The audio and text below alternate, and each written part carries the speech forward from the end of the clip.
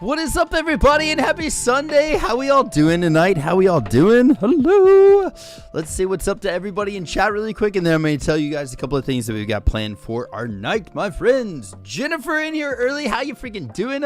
Blum, how are you, my friend? Uber Queen in the house. Bad Faith, how are you? Jagged Queen. What up, homie? And Joyce. Sounds like a blast. Fujikasha is so hot. Oh, yes. So anybody that got to see our early message, yeah, I don't know. Let me know. But we're going to be heading over there directly after this stream. Freaking Janet in the house. Yes, Jackie Hunt is here. How you doing? Nolan's World, how are you, my friend? Clark. Hello from the Sunshine Coast. Oak, Australia. Old Australia? Oak. Wait, what? I don't know how to read, but I hope you're doing amazing there in Australia. I freaking love to hear it. Kathleen, how are you doing tonight? Don't know. How is everybody? Goats is here. Just stop by to hit the like button. Dude, if you're free later on, we're going to be heading over to Twitch, my friend, if you guys want to head over there. I think everybody's still early access here. Mimi, how you freaking doing tonight? Earth Mother is in the house as well, too. Freaking yes. I love you guys to death. I hope everybody's doing great. Moonlight's in here. Marie, how are you doing tonight? Claude. Darren, how are you? Brianna, hello. Yeah, so yeah, we're going to be going for it, man. I'm really excited about tonight. We're going to be watching a new episode from our friends over at Bora City Magazine. I'm really excited to be watching this. I was going to watch it actually not on stream. And then I was like, well, I want to talk to people about it, and I want to theorize things and probably get 90% of what I'm thinking wrong and going from there. So how are y'all doing? Oh, I freaking love them to death. Please listen. Deers in the house. Anybody, actually BTS fans as well too. If you're a fan of mine, you should most definitely be a fan of Vocal Gym over here, man. They are amazing human beings. Love them to death. Seriously, like they are. Every once in a while, you run across people where you're like, man, I wish I lived closer to them and I'd just be a friend IRL with them. You know what I mean? And so I just wanted to say that. They have my 100% stamp of approval over here. Love them to death and legit. Awesome dudes. Awesome dudes. Gigi, how you doing? And I'm glad to see that you guys know them too. So yes, freaking out here doing the thing. Wizard of Roz, how are you doing? Freaking Moja Cat. Yeah, so, okay, what we're going to be doing today, we're going to be watching Bora City's new video that just came out, and before we actually get on watching that, I'm going to post in here a link to it. Make sure that everybody, if you haven't yet, go on and start, click on the link, hit a like on there, like the video before we actually get started on this, because I want for sure her to get any credits that we possibly can send from our channel over to that. Thanks, man. Can't wait to have you on the show again. I know. Listen, after both of us go to the next Dimash concerts, we gotta have another powwow. Let's just nerd out about it. We'll just have a full on, maybe we don't have to react to anything. We just sit there and talk about stuff. That would be awesome. I would freaking love that. John, a teacher at my school that I sub, is in Army, and another so excited that one went to Seoul and spent spring break there and brought back photos. What? How freaking cool is that?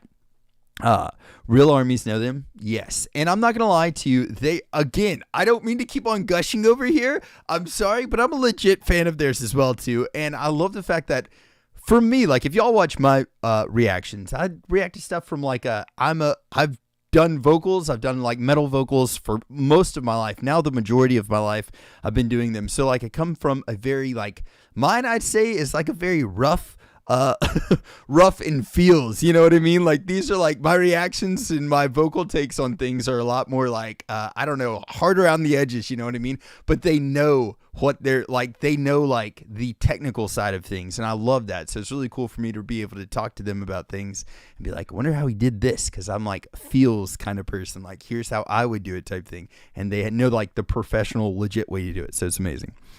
Call me Tad. What up, dude? How you doing? Isabella's in the house as well too. Just watched the video premiere today. So I saw it premiering and I was like, so I got on there to add a number to the premiere, but then I didn't watch it because I wanted to watch it tonight. Joyce made me smile and my eyes light up. Your humor, God, so I can't wait to meet you. I know, dude, I'm telling you, the freaking meetup in Dallas is going to be legendary. I love watching reactions. Flowers! Yes! We're just more nerdy as all. Dude, y'all got like the facts down. So I'm telling you, I'm so sorry I was not able to be there for the phone a friend. I was dead, dude. I think I'd been asleep for like 2 hours and my eyes had just not even started moving by that point. John, I love them too. They made me happy. I never seen someone react and put a smile on. Heck yeah. See, that's awesome too. I freaking love that. So yes, most definitely. We're going to be getting into this one. Anybody that's already seen this, let's share our thoughts about this one. This is BTS K-pop without the K, and I'm not sure. I have no idea. Honestly, I'm not positive what this one's about, but it's Bora City, and freaking, I want to support her any way I can in their channel, and freaking, I don't know. I love their stuff. So here we go. Boom. And so I've heard that this is I don't know, man. John, you are awesome, and you're always backwards. Are you aware that you're always backwards? I am totally aware. I don't know what happened, but something happened. And also my dog is just getting herself back there, licking her paw off her body. John, I'm off to Budapest and we'll be meeting your friends. I can't wait. Yes. Oh, freaking heck yes. That is awesome. I'm telling you, man, just wait. I hope that do they have a Deers meeting? Is there a Deers meetup happening there? Been watching your BTS journey from the start. So good to have you here with us. I freaking love it. See, this is what I'm talking about. Communities, homies. Communities. This is freaking awesome. Like, it's weird. And just one last random thing I'm going to say before I start this. Like, in gaming communities and even in local music scenes, people are like so weirdly competitive with one another whenever it shouldn't be like that at all. Like, you should just be homies with people because, like, if we're being real too, and like everyone in chat, it's like there's not a lot of people like in my town that I live in or in my IRL friends and all that stuff that I don't know anyone else that does reactions. So like for me to not be friends with anybody, like, and especially freaking amazing people, like, it doesn't make sense. And I know back whenever I was in like the music industry and like trying to grind to be getting out of the Nashville music scene, it was very cutthroat. Yeah, but like I'd always be like, I want to freaking play a show with you guys. Y'all seem cool. Let's play shows together. So it's cool to finally find a place where like if you meet somebody else that's really interesting and that does the same thing, like another reactor, like freaking, I just love meeting people and like befriending them or just being like, we get to share this weird thing that we do together. It's so weird. Like, you know what I mean? I don't know, but it's cool and I absolutely love it. And there's not very many people that in my real life I can like relate to on that level. You know what I mean? So I meet like great people and then I'm like, oh my God, like for instance, I'm going to throw out a couple of names too. Like what you got to say? Love them to death. Freaking, like Amp Theory, love them. Freaking even Master Go recently, Roscoe, like a lot of people that I've been meeting that are just great reactors. And so it's really cool. And like Vocal Gym, seriously, absolutely amazing dudes. But yeah, Cooperation Nation. Exactly. And I'm telling you. So, and then also to another one, Luke, freaking GOT Games. Amazing dude. Love that guy to death. But yeah. And in saying that, another homie, they're a content creator. They might not be a reactor, but definitely a content creator that I love to death. Freaking Bora City. So let's freaking do this. BTS and K-pop without the K. Oh, boom. On December 2023, might have to a New York change Times podcast released an episode titled Jungkook, BTS, Can all hear this English okay? language K-pop. In the first few seconds of this episode, the podcast host shows how much knowledge he has on the subject by referring to Jungkook as if Jung were his first name and Cook his last name. This really puts some things into perspective. Oh, God. Is it the biggest pop star in America or the world? It's tough to know sometimes where boundaries should be set or are being set. That was 7 by Jungkook and Latto. Jungkook, as I'm sure you know, is a member of BTS. But don't worry, this apparently clueless man will actually... That one's kind of a rough one. I mean, I feel like I'm horrible. I'm horrible with names in the first place, so I would totally have messed up something. But I mean, I don't know. I think if I didn't know, I probably still would just go with JK. You know what I mean? Luke cries on the daily, and I love that about him. He is definitely amazing at crying. I like anytime I cry, dude. Y'all have seen me cry now, probably more recently. I don't know why than ever. And anytime I've ever cried in a reaction, I'm a horrible crier, dude. I'm a horrible crier. We have the most logical takes because his guest is a very professional addition to the podcast, an anonymous and very small K-pop blogger who also seems to dislike everything related to BTS and their success. And oh my God. Say seems to dislike because I don't want any problems. But by the things this person says, I would say that they are an outright full-blown Oh God. Okay, here we go. If you need a laugh, there's like a really crappy article. When I say neither boy group nor K-pop genre generally know all the nominees and locals is what I mean. After 7 years, there's no bigger recognition in the USA outside of generic K-pop boy bands. Oh, and then they just tagged BTS and all that. What trolls, man? BTS hater, but you be the judge of that. No last Jenny, name yeah, because the GOT stands games are crazy. love them. And anybody who listens to podcasts knows about the ongoing struggles between people who try to think critically about pop music in a variety of fields and people who tweet. Just a reminder that this is the New York Times amplifying the voice of an anonymous, self-proclaimed K-pop expert and a constant denier of BTS's success just because. Oh my God! Like it wouldn't have been that big of a deal if it wasn't the freaking New York Times podcast. What?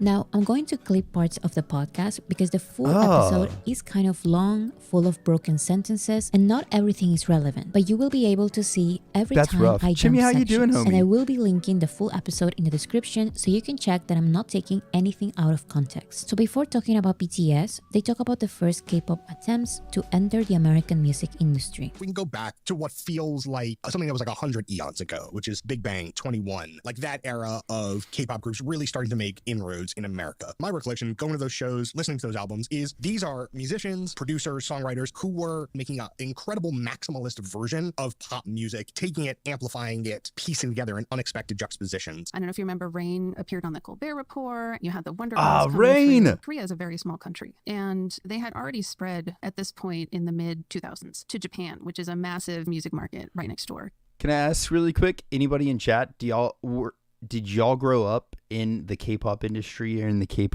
your K-pop fandom? Did you guys come up in this time whenever they're talking about here, the early 2000s or mid 2000s? Did anybody here listen to K-pop at that time? Because it wasn't really ever on my radar back then. But random thing is, Rain actually was, if this is the same one, I've heard that he's also a singer. And I am actually a massive fan of his acting. He's a freaking amazing actor. He was in Ninja Assassins, and I kept going back to being like, he is so freaking ripped and then amazing. Like, I love that movie. So was a really big fan of his acting. Never knew that he was actually a singer as well too, and that's actually been a common theme with me now. There's a lot of singers that I didn't know were singers, just amazing actors. So but yeah, be curious to know. So we got a lot of people that know, and anybody that says, well, I guess either way you answered here, can you tell me like what got you into K-pop? What was your first introduction to K-pop? I saw Gangnam Style, and that's probably the first one that was for me as well too. I'm in a really small town in Nashville, or like outside of Nashville. So The next step was this attempt to crack the American market. And they did it in a variety of different ways. So the JYP groups, which is the Wonder Girls, Rain, it feels almost like they tried to make something American sounding, but it didn't really connect, I think. But these other groups, Big Bang and 21, they did moderate what they were doing a little bit, but it wasn't an attempt to appeal to America or to the West. It's more just an attempt to go big. That one looks so badass, though. That one looked awesome. Some concessions. There is some use of English in a lot of these songs, or nonsense words is another one. Host language. I mean, ring ding dong is ring ding dong no matter what language you speak. Okay, so I remember in that song. Korea, in Japan, is part of something called idol culture. And idol culture can be very, I don't know, what do the kids say? They can be very extra, very over the top. It has a certain aesthetic that may not appeal to those of us in America. This is the main point that the host and the guest will agree on in this entire episode. K-pop is maximalist, extra, over the top, and some would even say meaningless. These are the most important factors of what makes K-pop K-pop. If you take out the craziness, you just have pop.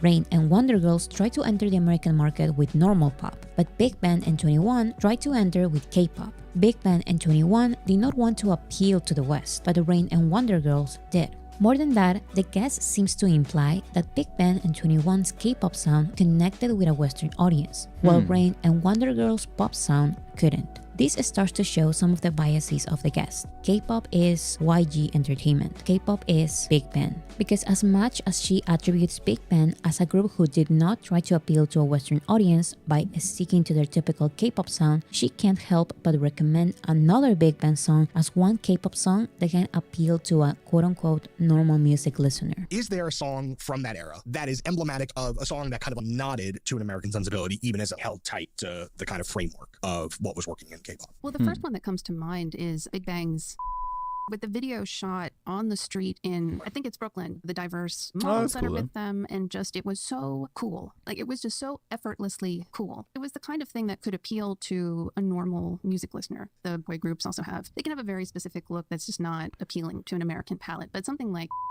it really, they just What it is that they're bleeping out, dude. in the video, it was set in Brooklyn, and it just sounded like a good pop song. So I keep thinking that this song that they're bleeping out is like a profanity is the name of this song, but it's probably not. But no, I mean, like, honestly, I could definitely tell, like, she's a Big Bang biased for sure. But I'm guessing, like, the name of the actual podcast, I'm going to back it up because she started, I don't want to step on her toes talking there, but like JK, BTS, and the English language K-pop, that's kind of the name of this one. So for them to not really even like recognize BTS around these later times either, it's kind of wild, dude. And the way that they're phrasing a lot of this stuff, it's just kind of like, I don't know.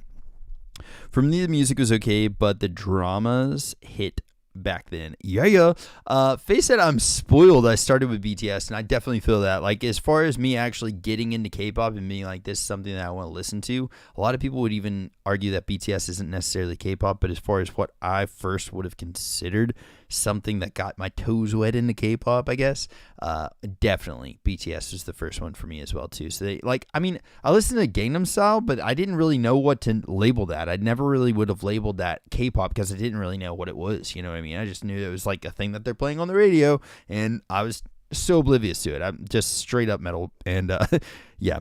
I think my wife was listening to that, and she would do like the little Gangnam Style dance all throughout the hallways of our house, and I'd be like, "What are you doing? Show me how to do this." But yeah, so either way, I don't know. It's kind of different. Wait, it will get worse. God, see, that's so messed up. Forstello is the introduction for any Korean group. I think that's probably even a better way of saying it, Jen. A Korean group. I would say, you know, so like BTS would be one of my first introductions to a Korean group. That's probably the greatest way to say that. The diverse women that were in the video, it was set in Brooklyn, and it just sounded like a good pop song. So for the guest, when Wonder Girls and Rain released Western pop music, it didn't really connect with the audience. But when Big Bang did the same, it was cool and it sounded like a good pop song. This is especially laughable because this Big Bang song did not have the same impact as Wonder Girls' Western pop songs. This is not an example of an emblematic song, but that doesn't matter. Whatever Big Bang releases with no success in the West, good. Whatever Wonder Girls releases with actual success in the West, bad. Can I just say, that's what I freaking love about her shows. Any episode that she ever does, she doesn't just have opinion pieces, homies. She has facts to back it up and just literally showed us charting stuff. She's like, what were you even talking about? This is legitimately the facts. And that's one reason I freaking always will trust her channel, like, completely. If I, like, we're going into this blind. Like, I haven't heard anybody talking about this one yet. I saw that this premiered today, and I was like, I really want to watch this. This is the reason that we're actually reacting to it live like this, because, like, she has facts. It's not like just, I'm sure she'll give opinions at some points, but she'll tell you it's her opinion. And I think that's so respectful, Good. man. Whatever Wonder Girls releases with actual success in the West, bad. Receipts. She will have the same judgment for BTS's English songs. When they do it, it's every negative adjective you can think of. But when Big Bang does it, she celebrates it. Actually, she will bring Big Bang out of nowhere multiple times. Fashion is huge. With G-Dragon, especially Top from Big Bang, also has a lot of connections in the art world. He's very respected. And it wasn't like going back to Big Bang where you had G-Dragon. I don't think we're off base, because even going back, we were talking about Big Bang. Her attempts of overestimating Big Bang's impact in the West and cleaning their criminal image goes beyond this podcast. Cleaning their Today criminal may image? not be the best time to ignore their criminal charges and sex crime scandals. But that's exactly what she will do on her articles celebrating Big Bang in the big year of 2024. But whatever. Let's jump to the section where they talk about BTS. Their whole career, BTS from the very beginning, they're kind of a chameleon group. And then 2017, 2018, where they started morphing into a group aimed more at an American boy band audience. And I think the way that they were received in America was as a boy band. I think of it as their One Direction era, because they're using some of these same songwriters. It's the Jonas Brothers. It's that era of boy band. This is an interesting point. The guest refers to BTS's entrance on the Western music industry as their boy band era and compares them to One Direction and the Jonas Brothers. But when she's asked to name one song that represents their One Direction era, she names Mic Drop, a song that One Direction and the Jonas Brothers would never release. Yeah, what is she talking about? You can definitely tell that she's a bias for, I guess, Big Bang, but like at the end of the day, a lot of those things that she was saying about them, you could say even more so. Like I would say the big BTS is even more successful in those things. You're talking about art. There's like freaking the fact that like they call it namjuning, going around looking at art and stuff like that. But not just that. There's like, I mean, photography. You've got JK. He's got his own studio. Freaking V is an artist. Like they're all so drastically good in fashion. They're all fashion icons. What? Do you feel like is Mic Drop the song where you think the pivot hits? Is it Fake Love the song where the pivot hits? For me, I think it was Mic Drop because they got on Steve Aoki. Just to my ears, I didn't really understand why they had this big touted Is it collab with a Aoki? guy I I'd never thought it was heard of before. Aoki. I don't follow EDM. So it's a little bit awkward too. The song's a little awkward and it's still in that awkward BTS era. It definitely did have that sense of, yeah, we're going to get some names that Americans will know. And it wasn't like going back to Big Bang where you had G-Dragon with Missy Elliott or you had Diplo actually reaching out to work with GD and TOP. And that's just had a very different feel to it. Once again, the hypocrisy. BTS's Western collaborations like, what? are a little awkward. The songs are awkward. This era is awkward. But Big Bang doing the same thing just had a very different feel to it. Jaden points out that Diplo actually reached out to Big Bang. So, huge Western artists also reach out to BTS. Sometimes the BTS members accept, and sometimes they don't. Yet you would still call BTS's Western collaborations not organic. How is choosing who they want to collaborate with not organic? She wants to paint a picture, in my opinion. A picture in which Big Bang is desired by the Western industry, while BTS tries too hard. In reality, the Western music industry never wanted Big Bang, BTS, or anyone from K-pop. Despite Dropping this, facts. BTS were the only ones who really entered, stayed, and remained successful in the Western music industry. This is a hard pill to swallow for the common K-pop fan, but it's the truth. The masses made the quote-unquote awkward ones stay in the industry, while they rejected Big Bang's most important attempts. Just look at the title of the podcast. I mean, yes, 100%. That to me was the big thing, like a big flag here of this lady just going on about Big Bang. And you know something else I will say? Like, you don't like for BTS, their actions speak loud enough, man. Like, we don't even have to really go at bat for them because their actions are speaking so loud, man. I mean, we do. We freaking do, but we don't have to. You know what I mean? Hi, Johnson. Ken, how are you doing? How's it going? Watching from Japan? I'm so jealous. Oh, my God. And also, Meg, how are you, my homie? I am freaking stoked to have you here. What are you even watching? We're watching the new Boris City BTS and K-pop without the K. But yeah. They rejected Big Bang's most important attempts. Just look at the title of the podcast. Jungkook, BTS, and the others. But the host will ignore these crazy assumptions by the guest because he's excited to tell his experience of spending a night in a studio with K-pop singer CL. I once spent the night in a studio with Diplo and CL for a story that never came out. So really wild, really strange night. We were in the studio, then we went to an Usher concert. I can't remember like back to the studio. That story, that's something more. Shout out CL, shout out Diplo. Great night. So yes, I agree. There's an awkwardness to it. But like I said before, the host will be the one bringing a tiny bit of sense to some crazy statements by the guest. He will give the benefit of the doubt to BTS collaborating with international artists. I think there's still some like uncertainty amongst American musicians and like, what is this? Like, can I get on these records? Like, does it make sense for me to, in the same way that like Justin Bieber getting on Despacito didn't seem obvious until it seemed like the most obvious thing in the world. I think that was still a moment before everybody understood, oh, we can collaborate with anyone. That's actually a positive. But the guest will deviate the conversation back to BTS are sellouts, they're just a boy band, and because they're just a boy band, they will break up like every other Western boy band. It seems like she really wants this to happen, you guys. There was still, I think, just a confusion over what K-pop was because all of that stuff that had happened around Gangnam Style and then to be faced with these guys making a song that all of a sudden, who are all these girls screaming in the audience of like the Billboard Music Awards? Oh, this is K-pop? These guys dancing on stage? Oh, they're a boy band, like New Kids on the Block and Backstreet Boys going, hey, BTS. They're like, oh, we get you. But there are also dangers to that approach because the boy band in America, you have a limited shelf life. These K-pop acts can continue for many years past kind of what we would consider a sell-by date, but you slot yourself into that boy band slot. It's a hard road. What? I don't know, man. I think the reason that this is actually bothering me the most is the fact that it was on like such a credited thing, dude. How are you gonna, like, if this was me talking to her, then I'd be like, we can at least dispute it. But the fact that it's on something like so accredited, why? Like, what? And the name of the freaking podcast, homies.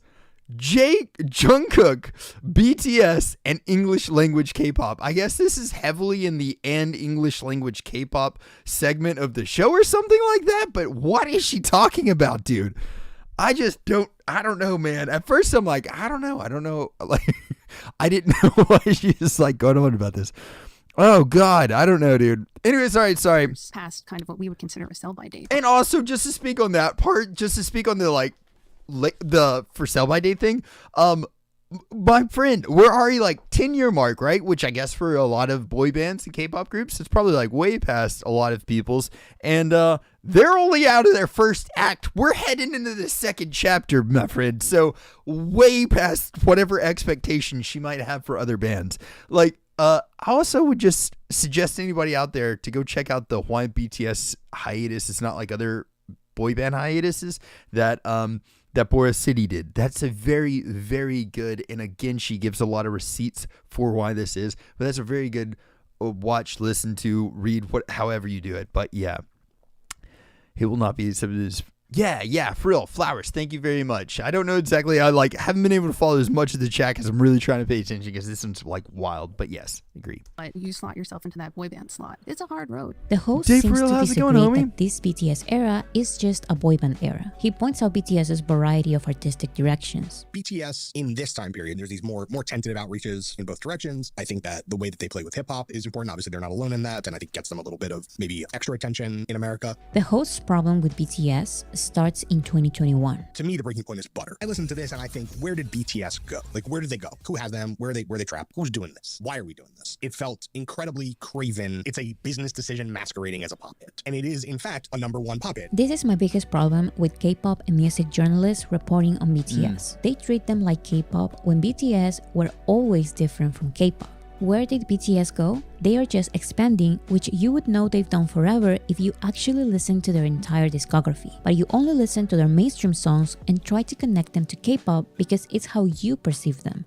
And honestly, that was a flaw that I had. Like, whenever I first started listening to them or first heard about them, that was the same thing for me. I was just like, just not really into K-pop. And then like I'd heard some of Butter on the Fortnite. There's like Fortnite Butter or whatever. And then my wife was like, oh, they got BTS on here. But I didn't know who BTS was or anything about them at all. So I was like, nah. And that's all I had heard was like the smooth like butter part or something. And the butter for the dance part.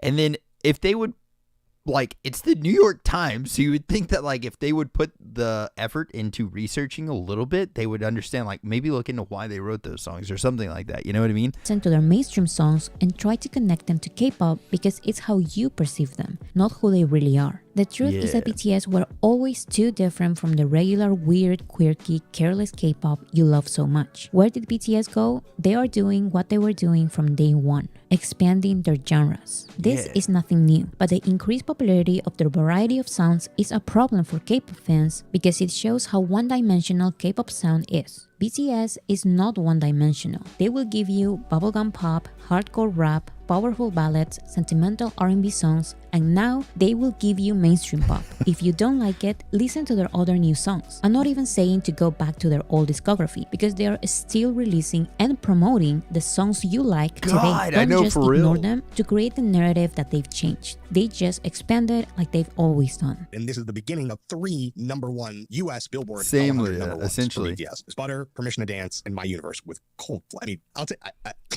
I'll take Steve Aoki and Designer over Coldplay for what it's worth. First, let's stop crying about BTS's #1s. If you truly are a music expert, you would know why these songs are mainstream and successful. They appeal to the masses. So why does it seem like you don't want BTS to be celebrated this specific way? Why do you criticize them for not staying in the K-pop bubble you created in your head? Why do you deny them the path American artists constantly choose? Why do they have to stay in their lane? I'm not saying that this is exactly what you're saying because you're not, but these are the conversations you open by making these statements, and that is where this podcast conversation is going to go in a few minutes. You are reinforcing a narrative that is simply not true. You can totally criticize this specific genre of pop songs, but don't pretend that this is the one and only sound BTS has now. We're in 2021 at this point. BTS. Can I say before this guy gets started? I'll back it up, I promise. But like, I was a little bit concerned whenever I found that Disney had anything to do with Suga, with D-Day. And now we can all look at that and be like, John, how silly. You silly freaking goose. Clearly, there was nothing wrong with D-Day. But I was like, Disney's got their hands on it. I'm wondering if he's going to, like, I don't know, be censored a little bit. And then freaking J-Hope has a feature on that album with him, and it's probably one of the most aggressive songs, possibly all of his, out of all of Suga's, like, all of August D's stuff. The freaking J-Hope feature on that might be one of the most aggressive ones ever. And yeah, so Disney changed for August D on that one. But like, seriously, I did have that concern where I was like, oh God, you know what I mean? But it just goes to show how much, like, you can't control their creative approach. They might write with other people, they might have other stuff like that going on, but you know what? Like, they're gonna do what they want to do, and that shows with, so like, you can't actually put a little box tightly around BTS. Either way. Right, the song, huh? Yeah, exactly. That is one of my favorite songs, by the way, off of that album, but it's so freaking...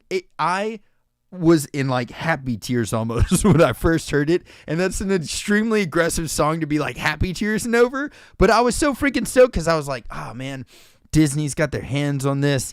I'm sure it's going to somehow be just, like, whatever. And, I mean, dude, we had some very... very good songs on D-Day. That was probably still such a great album. That's a constant running album for me. Is undeniable in terms of scale. I'm gonna go back. Why I didn't mean to step on toes. Sorry. We're in 2021 at this point. BTS is undeniable in terms of scale. Why, at that moment, is this the aesthetic direction that this group went? Again, this is not their one and only new aesthetic direction. You can criticize this genre of songs if you want, but starting the conversation with this premise is wrong. For example, in 2019, BTS opened their discography to one type of sound that is not my favorite. This genre is one very specific kind of R&B with synthesizers and some type of electronic feel. This style is very popular, so I remember BTS getting praise, success, and a bunch of new fans because of their biggest song on this genre. I saw BTS release, perform, and promote this song, and then I saw them release collaborations with artists part of this genre. And although this is probably my least favorite genre ever, I'm not going to call BTS craven or this song a simple business decision, because I know this is not the case. They are just expanding like they've always done. I don't like this specific genre, so I listen to their other songs. Whether they are old or new, I know BTS always has something for me. One song is not going to change my perception because I know this is just one part of their artistry. The premise that Butter is their new aesthetic direction is flawed because after this song, they kept releasing and promoting other genres in Korean to other audiences. This entire conversation is pointless, but let's keep listening.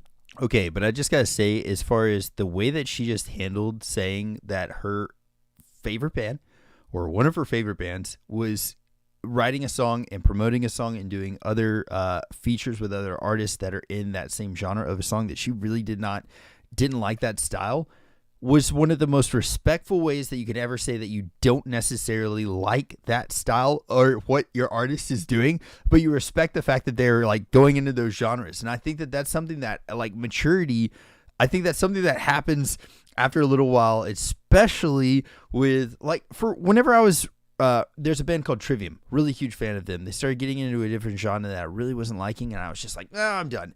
So immature, because like now I'll go back and listen to those albums that I avoided back then, and I just find a new form of appreciation for it. So it's kind of like I buried them and I came back later and I grabbed it, you know what I mean? But I think that's a very mature approach that she's got to that, and I think that so many more fans need to have that approach to music and the artists that they're listening to. I've been using that recently with a band, I won't throw the name out there, but with a band that's been doing something like that. And I think that's a really healthy way to be a fan, because you know, especially if they're writing their own music. Now, if they're getting their music written for them and they're just kind of the face of it or something like that, that's not really the artist. But if the artist is choosing to do something different, then I think that it's us as fans, we should respect that and see where it goes. You know what I mean? Unlike some of these other groups that we talked about, they were coming from big hit, but then it became Hype, and Hype was really looking to grow very fast. And so a lot of these decisions stem from, in my opinion, a desire to raise a lot of money. So basically, to raise the valuation of the company. This is the most uninformed take I've heard from these two. If you know BTS like you claim you do, you would know that they had to go to the military around the end of 2020 and the beginning of 2021. You can see that was their plan because their performances at the end of 2019 were some kind of see you later. I want to click on this and just see what they did here. So the 2019 Melon Awards. Wow. Oh my God. Yes. Super beautiful. Okay, these were supposed to be their last year-end performances in years. That means that Dynamite, Butter, Permission to Dance, and My Universe were not supposed to happen. They spontaneously happened because they received an exclusive exemption from the South Korean government for their contributions to the country. Not only that, but if Hype only wanted to make money out of BTS during this time, they wouldn't have wasted their time by releasing a Korean album. They would have released an English album. The guest destroys her own theory as the conversation continues. Hype had tried another boy band, TXT, that they had tried to soft launch as BTS's little brothers in, I think it's 2019, but it didn't really take off. And something with these K-pop companies is that the fans, as older groups slow down, fans move on, they adopt a younger group. And this did not happen with Tomorrow By Together. The BTS fans, they just stayed BTS fans. And that's pretty uncommon. That's very uncommon. So if BTS's massive audience never adopted a younger group and actually kept making BTS grow even more, why would BTS release English songs with the sole purpose of making more money for the company? There was not any loss. There was actually growth with their Korean songs. I remember when TXT were promoted as BTS's little brothers, but I don't think the label ever thought of them as replacement for BTS, because BTS was achieving unbelievable things in the West. This is not your favorite K-pop group from 2010, and it's impossible for their label to not notice this. But let's pretend for a second that they didn't notice. Let's assume TXT was made to replace BTS and they failed. Let's hear you out. Sorry, TXT. Basically, they were a one-trick pony, and they had to ride that pony until that pony could not go any further. Oh and my so God! What you see there is a reaction to a lot of different factors, including the pandemic. They had this massive 2020 world tour scheduled that they had to cancel. They didn't have necessarily the resources to refund all that ticket money right away. My impression anyway was with these songs, they needed the cash, and this was one way to do it. So let's assume Hype desperately needed the money in 2020. Let's pretend BTS are puppets and they did their English songs for money for the label. What about now? Hype already refunded all the ticket money and even made more money with other concerts. So why is BTS still releasing some music in English and sometimes not promoting these English songs in the West? This theory is so flawed. Yes, thank you. That was so what? I don't even know. That one was a weird one. That was a very big stretch, man. They're writing these songs. First of all, I don't know if people know this, but it's not freaking easy to get a song that's massively successful like Butter was, like Dynamite was, Permission to Dance. Even like it's not easy to make these three songs right here. My finger's all broken and weird and crooked and stuff. But either way, these three songs right here, if it was easy to replicate that, if we could just be like, oh, well, we need some money, guys. We need a little bit of cash flow. Let's just go in and throw out a number one hit. We'll sell out a little bit. Let's just throw a number one hit out there and recoup some of this money really quick. If it was that easy for them to do that, why did TXT fail, if in her opinion? You know what I mean? And in my opinion, TXT has not failed, my friend. I don't know where she's getting this information from either, but I'm just saying, if it was that easy to make something like, oh, well, we just got to do this to appeal and make ourselves some money. What? How? What is she talking about? Their concerts. So why is BTS still releasing some music in English and sometimes not promoting these English songs in the West? This theory is so flawed. BTS adding one more language to their music is part of their growth.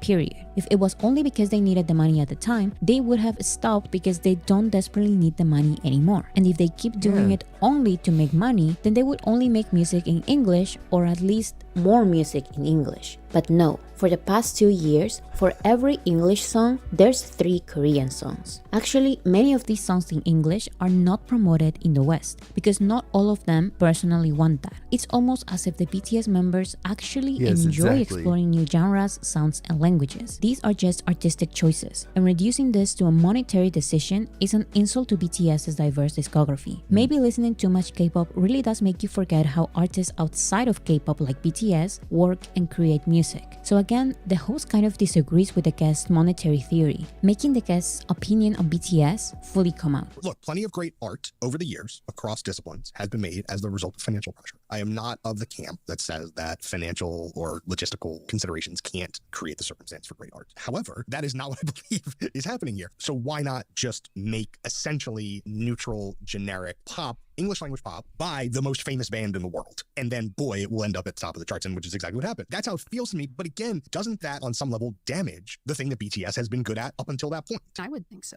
I was in a small group of fans who we had liked BTS previous to a lot of this, and yeah, safe space, safe Oh, space. God. It's me too. It's fine. Like, and don't tweet us. You know, We're and- grown-ups. we had just drifted away because this was not anything I wanted to listen to. It didn't sound like a group that I had enjoyed. Even with BTS being that chameleon group, they were able to handle a bunch of different styles and, do them well. But yeah, this one was it was a step too far for me anyway. This is the What? And then too, like, I'm gonna go back to what Boris City said earlier. She was like, this one genre and style wasn't something that I really what I really was into. But then here, like, I still supported them through it because I knew that it was just something that they wanted to try creatively.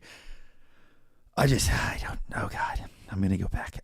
Words on this one. Do them well. But yeah, this one was it was a step too far for me anyway. This is the classical story of the supposed ex-fan. The typical K-pop fan who was okay with BTS being different from K-pop as long as they stay in Janet, the I K-pop don't know that bubble. is Her Roscoe, problem did but- not start with butter. Her problem starts with mic drop. BTS's global domination. I don't believe these 3 songs were a step too far from you. How do you These not like songs in the mic middle drop? of What? 2 powerful Korean albums and 1 Japanese album? I don't believe you. You never liked BTS going mainstream, no matter their genre, no matter their language. This is my theory because I don't know this person. So these are just opinions that will be supported by the guest's later statements.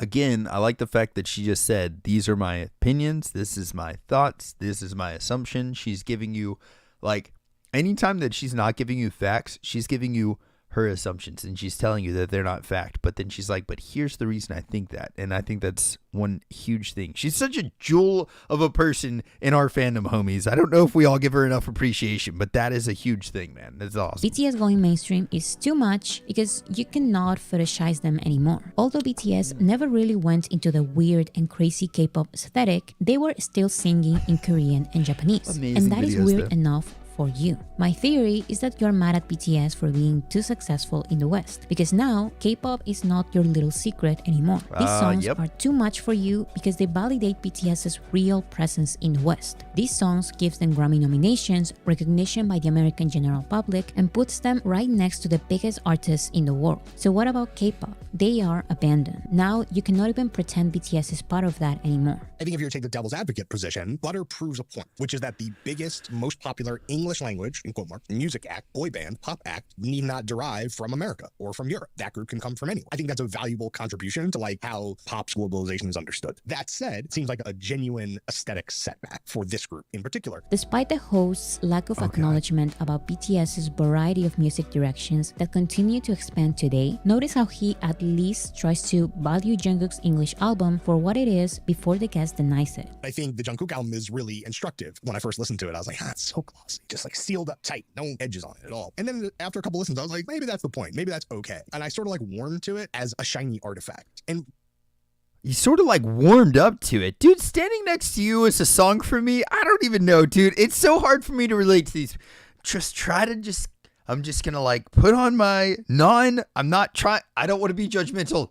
I don't want to do it, but it's very hard for me with this one. But like, I don't know, man.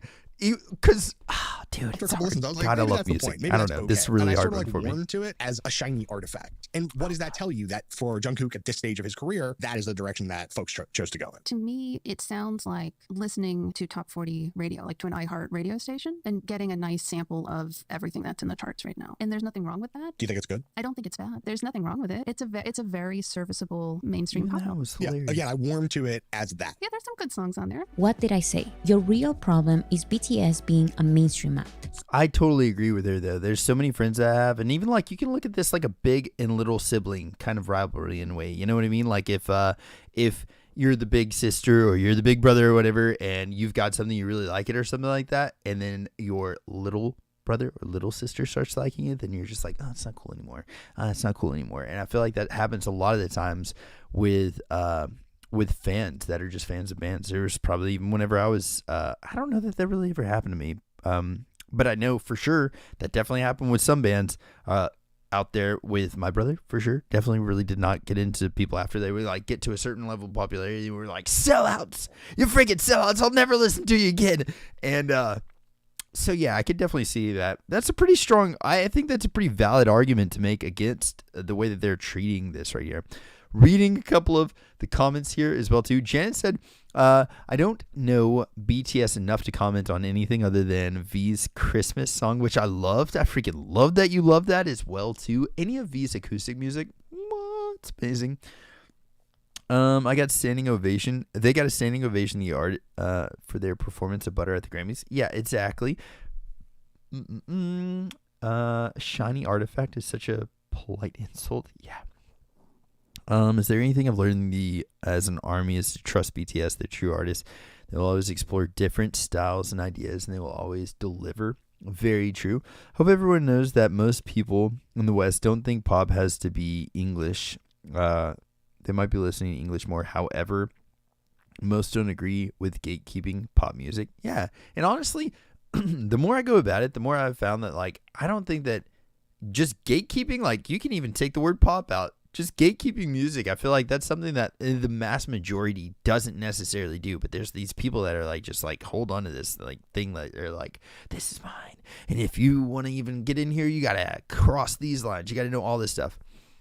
But yeah, I don't know, dude. This is kind of a wild one. I'm glad that she talked about this because I feel like she really is doing a good job of debunking a lot of the things that they talked about on here. Some good songs on there. What did I say? Your real problem is BTS being a mainstream act. Some minutes before, you recommended and celebrated a Western-sounding big band song. But when Jungkook releases what you say are good mainstream pop songs, you are not a fan. You accept that the songs from Jungkook's English album are good. But you say it sounds like holding back tears. Is K-pop being stripped on some level of the singular things that made it so fascinating? I would have been way more excited to hear whoever the next Justin Bieber is trying to make records that sound like K-pop records than hearing Jungkook trying to make records that sound like washed up Justin Timberlake records. Some media people reporting on international entertainment really need some kind of crash course on American privilege, English-speaking privilege, and how hard the path of foreign artists is in America. Because wow, some of these expectations American critics have for foreign acts is so tone deaf sometimes. And that's me being nice. It's an attempt to make American music, but just by a Korean. There really is no K-pop in this album other than the fact that the audience listening to it is a K-pop audience. That's what makes it K-pop. It'll go in one ear and out the other. But yeah, I do agree that something is lost there because there is a sound to K-pop. I think previously there was always this real eclectic drive to just pick up pieces from here and there and everywhere, use new sounds, use new and bigger and brighter colors and costuming, and just get the weirdest stuff that you can find and throw it on screen. And there are still acts doing that. I heard a song the other day that sounded like country music style, like guitars cycle through it. And yeah, it was great.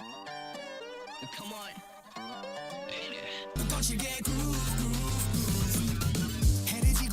We finally agree on something, kind of. These guys would say that what BTS is doing now is not real K-pop. It's just K-pop by association. I say that BTS was never as connected to K-pop as they picture it in their minds. BTS never got the weirdest stuff they could find and throw it on screen. BTS...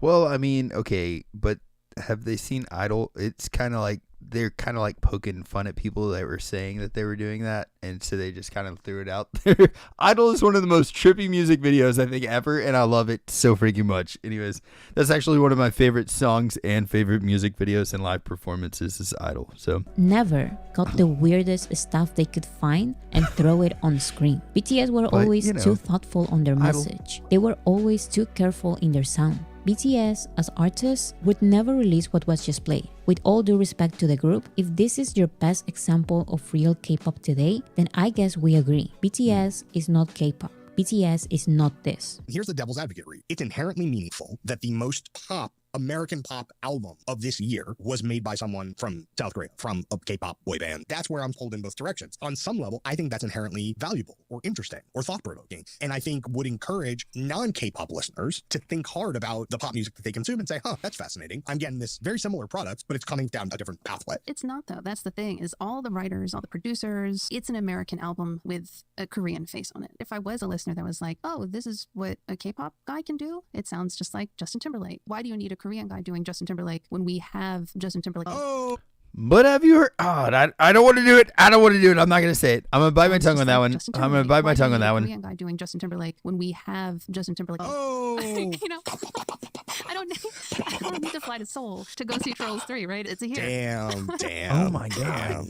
Okay, ignoring the secondhand embarrassment I got I from know. that little interaction, let's focus on what they said. The host tries to play devil's advocate and says that even if it's American pop, there's something inherently valuable when this comes from someone from South Korea. This never happens. This is something new. So this is still thought-provoking. But the K-pop fan says no. If she wanted American pop, she would listen to the American. Koreans should stick to K-pop because they will never be the real Justin Timberlake. Again, this is just my interpretation, but it really sounds really what like it felt stay like. in your lane, don't try going mainstream in my country. Mainstream pop music is for Americans only. We're having this conversation. Two Americans that care a lot about this particular kind of music. Are we trying to protect something that in Korea, amongst the core fan base, those fans are like, this is fine. I have no problem with this. From what I understand, I don't think we're off base. Hold on. I know she's been doing a really good job, by the way, in this video, giving you the entire conversation. Like you can see here, the non-highlighted stuff they said that year. And in all of this, essentially, she's been giving us a really good like take of what the conversation was, just cutting out the random stuff. But this one right here where it says guest, from what I understand, I don't think we were off base because even going back, we were talking about Big Bang, but Everywhere Alive came out, was such great, which is such a great album. Out there were complaints, even back then, from fans that it was too global. It didn't sound Korean enough. And also there was always going to be those people that don't like change, that don't like global sound. Base. Those fans are like, this is fine. I have no problem with this. From what I understand, I don't think we're off base. I have heard a lot of complaints from fellow fans, not in America, fellow fans in Asia, that this just isn't what we're looking for. Ironically, I think you do find that what's popular in Korea right now, it's stuff like Akmu, one of the popular songs right now. This is a very sweet little ditty. Exactly. Korea listens to calm songs by artists like Akmu, not to the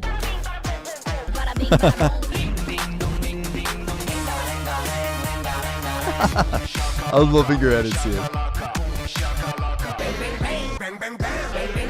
You are the audience for that. The complaints of BTS's mainstream sound come from you, the American K-pop audience wanting K-pop to be weird and nothing else. Korea never liked that. Korea likes thoughtful. Korea likes quote-unquote normal. Korea likes BTS, not K-pop. K-pop without the K. It's interesting philosophically to think about what does that mean? Is that a geographic thing, a stylistic thing, a language thing? It's interesting to have been observing that industry for the last 10 plus years and see it be going through this kind of like tug of war about like, how do we grow? And maybe even should we? And I guess if you do want to hear a very shiny pop album of pop music made by a person who knows pop music, there, go listen to Golden Section. I don't know why he's laughing here, but he's proving my point. I don't Jungkook either. I'm knows so pop blown away music. by this. He knows how to sing it. He knows how to perform it. Out of the 7 BTS members, he's the one who listens to it the most. I would say that he is seriously, taking out of where he's from, he is the biggest pop star in the world right now. For sure. It's just. That's why his English album works, and that should not bother K-pop fans this much.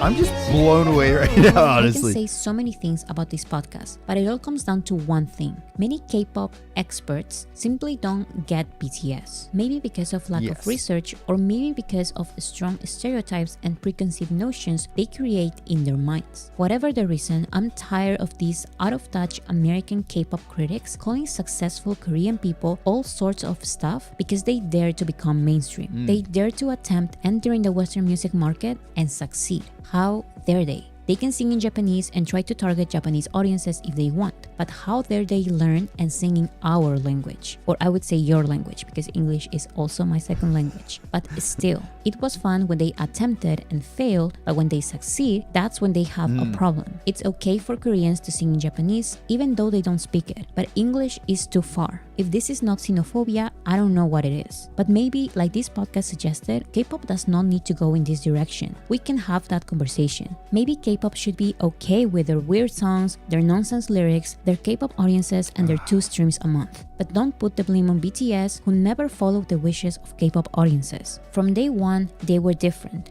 You admit that. So don't cry when they continue the path they have always walked. Don't blame BTS when every other K-pop group abandons their old K-pop audience, abandons you. It's not BTS's fault.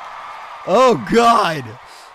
Oh, okay. I didn't really want to talk over her right then. I didn't want to like step on that at all. She was on that soapbox and I was like, freaking give her that microphone. God bless. That was a freaking ending speech if I've ever heard one.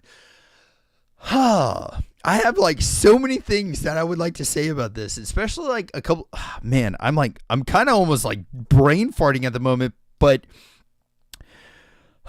she crushed that so well. I would like to say a few things though. So I think that this podcast, the real big reason that it bothers me the most is because it's from freaking the New York Times. They should know their guests. They should know what they're talking about before they really get on there and just start word vomiting, okay? It's okay for people that are like smaller content creators like myself even, and like so many other people out there. It's like, it's not, you know what I mean? I don't know. There's not as much consequences, I guess, if like smaller podcasts are doing that. But it's the New York freaking Times. Get your stuff together. Do some freaking research, man. My God. And then also, so I'm going to say, I don't feel like that their opinions are for the vast majority of us, especially like American music listeners. You know what I mean? I don't feel like, man, that was wild. But Boris City absolutely crushing that. And I loved her ending thoughts, man. These days, journalistic integrity are of the past, or the days of journalistic integrity of the past. So I would say that. Okay. But then you have people like Boris City who not only is going to give you all of the freaking facts, and if she ever gives you her opinion on something, it's right there. She's telling you it's her opinion.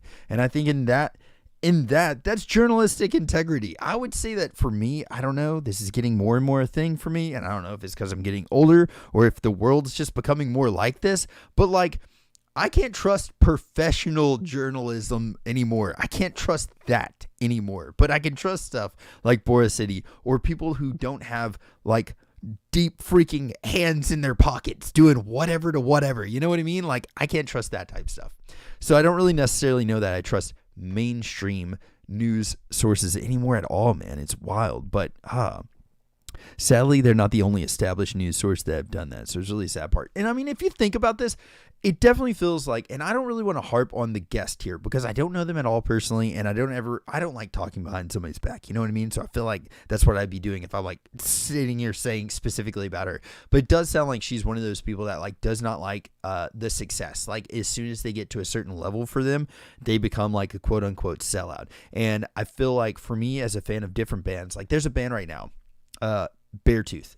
I grew up listening to their music. Like I came up with the band whenever their band first came out with their first album. I think it's called like Disgusting or something like that. Their first album, extremely metal, extremely depressing, extremely like getting out some of the feels, you know what I mean? And then now they're writing stuff. They're selling out entire tours. They're crushing it and they're on top of the world right now. And it's hard for me to like, as a fan and having those old roots of like a metal fan roots, you know, it's hard for me not to look at it and like they're writing like they're not writing all their own songs. They're not doing all these things anymore that they used to do. It's hard for me to not to use that word on them. You know what I mean? But they're not. They're just crushing it. They're really successful in their career right now. And I don't know. So I'm going to go on and say that. I think from my perspective as a music listener and somewhat of a music critic, thank you very much for the sub. I think that the people that we just heard on that podcast are becoming the minority. And they're the very loud minority. But the majority of us, anybody that's in chat right now, anybody that watched Boris City stuff, anybody that's a fan of BTS, BTS Army, anybody in that, we're getting to be the majority people, okay? We might be a little bit, I don't know. We need to be maybe louder or something like that. But I definitely feel like that voice, that xenophobia. Oh my God, I can't even talk correctly. I'm like so aggravated by that. But even that, like, I think that's the very loud minority. And I hope that as time goes on, as this continues to grow, hopefully it just continues to diminish. And that like extremely loud voice right now just keeps going down, man. That's my thoughts. That's my hopes on that. This is my second time hearing this today. It still makes me just angry as now it did earlier. And I didn't mean to make anybody angry with the stream. Honestly, it's a Sunday stream. We normally try to keep the vibes up to here, my friend. We normally try to keep everything happy. And honestly, I feel like it's, even whenever stuff like this happens, I'm a huge component of like freedom of speech. We should be able to say these things. We should be able to say like the incorrect, crazy, wild stuff that they just said, because then you get checked. Checks and balances, homies. Boris City just gave us like all that. And if they didn't have that conversation on such a massive podcast, if we didn't hear like what I would consider ignorance in that way, then like we never would be able to have these conversations. And hopefully at some point throughout their just lives, they get to hear some of the, not necessarily, I don't want them to, the reason I don't want it to be like me or anybody else attacking the people that we just heard on that podcast, the reason I don't want it to come from like a negative place like that is because they're not going to learn anything from that. You know what I mean? Never going to learn something from us being like, I hate them because of this. And I feel like the way that Boris City did it, Meg, thank you so much for the membership, homie. 20 freaking months, dude. We're doing it. But, the reason I don't like that is because they're never going to hear anything after that. You know what I mean? They're never going to hear anything after, you're just stupid, you're dumb, whatever, blah, blah, blah. Like, we hate you. They're never going to hear anything after that. And I think that the way that Boris City just tackled this issue is a really good way of doing it. I think that we need to constantly be educating ourselves on things. So whenever people do come to us with a very ignorant kind of, they just don't know type approach to it, and they say some wild stuff, you can refute those things in the same way that Boris City just did. Freaking love that one to death. And also, I just, man, I'm thoroughly stoked because I know whenever they do come back from their military service, like, I cannot wait, dude. 2025 is going to be amazing. And there's a lot of people out there that are like, oh, BTS, like, it's going to be forever thing. 2025, homies. Army, we got this. We got this. Girl needs to accept BTS did it, not Big Bang. Yeah, yeah. If we did that, it would be an example of crazy fans. Yeah, exactly. Why are they comparing BTS to Justin Trouser Snake? Oh God. But yeah, no, I feel like I was gonna say that, but nah, I don't even know, man. No, John, I'm cool. I just dislike liars. Boris City rocked it. She absolutely did. She crushed that. And I'm very proud of her for doing so, man. But I know this has been kind of a short stream, but we're going to actually be heading over to Twitch to check something out over there. It's kind of a surprise. I can't say it because we might end up, I don't know if it's going to work or not. Fingers crossed. I had to get a VPN for this. We're actually going to be streaming from a VPN, and I'm really, really stoked for this stream that we're going to be doing. So we're going to be heading over to Twitch. We're heading over to Twitch. I know for a fact it will not only get taken down from YouTube, but I'll get a copyright strike if I post this on YouTube. So we're going to be heading over to Twitch after this to go watch something on there. It's amazing. I'm so freaking stoked. Podcast could have been good quality if the guest had been somewhat like Boris City, who have presented counterpoints. Yes, and also too, I don't like the idea that like it bothers me that there are people out there that I've never interacted with at all that freaking block me on Twitter. I have no idea what that's about, but it's so random, man. So freaking random. But anyways, we're heading over to Twitch, homies. It's twitch.tv/John Reeves Live. You don't necessarily have to have an account or anything like that. You can watch it. If you follow me over there, that's totally cool. Yeah, I don't know. It's going to be fun. I'm very excited. It's actually another kind of not really super long video. It is, let's see how long this video is. It's a 29-minute concert. That's all I can give you guys. But let me go in and drop a link to our Twitch on here. If you guys want to follow us over there, twitch.tv/John Reeves. Flowers and Meg both getting it. Thank you guys both. I freaking love y'all. But guys, Thank you all for watching this. Boris City, if you're watching this, I freaking love your stuff so freaking much. You're an amazing, amazing addition to the Army fandom, and you're crushing it out there. And you're leading an example, which is wild because you just covered a New York Times thing. You are giving an example of how they should act, and you're on YouTube, homie. Like, what is wrong with the freaking news nowadays? Journalist, take note. Boris City crushed it. Either way, love you guys to death, and I'll be catching you guys over on Twitch if you guys want to follow me over there, and we're going to watch a quick, it's a concert, and I'm really, really stoked about it. Either way, love you all to death.